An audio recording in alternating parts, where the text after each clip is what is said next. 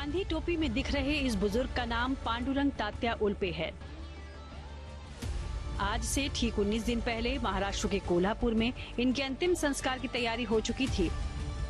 दिल का दौरा पड़ने के बाद अस्पताल ले जाने पर डॉक्टरों ने इन्हें मृत घोषित कर दिया था। इससे पहले डॉक्टरों ने दिल की धड़कन को जांचने के लिए 2 बार ईसीजी यानी इलेक्ट्रोकार्डियोग्राम नाम का एक मेडिकल टेस्ट भी किया।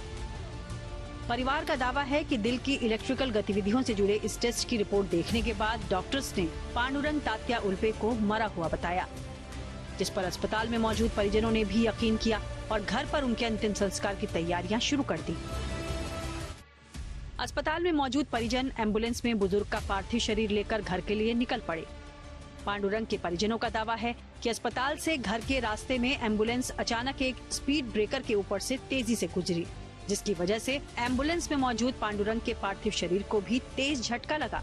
इस बीच मृत घोषित हो चुके पांडुरंग की उंगलियों में हरकत शुरू हो गई। शरीर में हलचल देखते हुए परिजन उन्हें तुरंत दूसरे बड़े अस्पताल ले गए, जहां पहुंचने पर डॉक्टरों ने पांडुरंग की जांच की। इस दौरान सांसें तो रुकी हुई थी, लेकिन उनका दिल 30 धड़कन प्रति मिनट की रफ्तार से धड़क रहा था। इस पर आनन फानन में बुजुर्ग को अस्पताल में भर्ती किया गया और उनकी जिंदगी बचाने के लिए तुरंत वेंटिलेटर पर रखा गया। 15 दिनों के इलाज के दौरान पांडुरंग की एंजियोप्लास्टी भी करवाई गई। कुछ दिन पहले ही अस्पताल से डिस्चार्ज होकर 65 साल के बुजुर्ग अपने घर पहुंचे। हालांकि 16 दिसंबर को उनके साथ क्या हुआ ये पांडुरंग को भी याद नहीं है।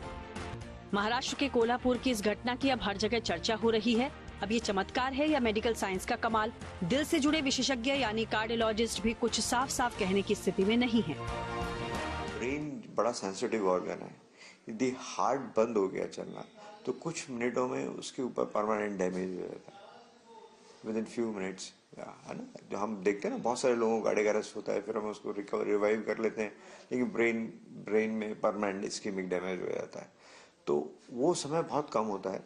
तो ये इस तरह की कई समय, बहुत लंबे समय तक वो अरेस्ट में रहे और फिर उसके बाद आके ब्रेन ने काम करना शुरू कर दिया।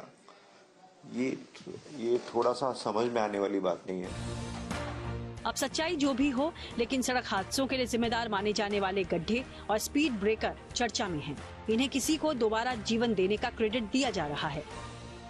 65 साल के बुजुर्ग पांडुरंग तात्या उल्पे के लिए ये स्पीड ब्रेकर ही वरदान बन गया।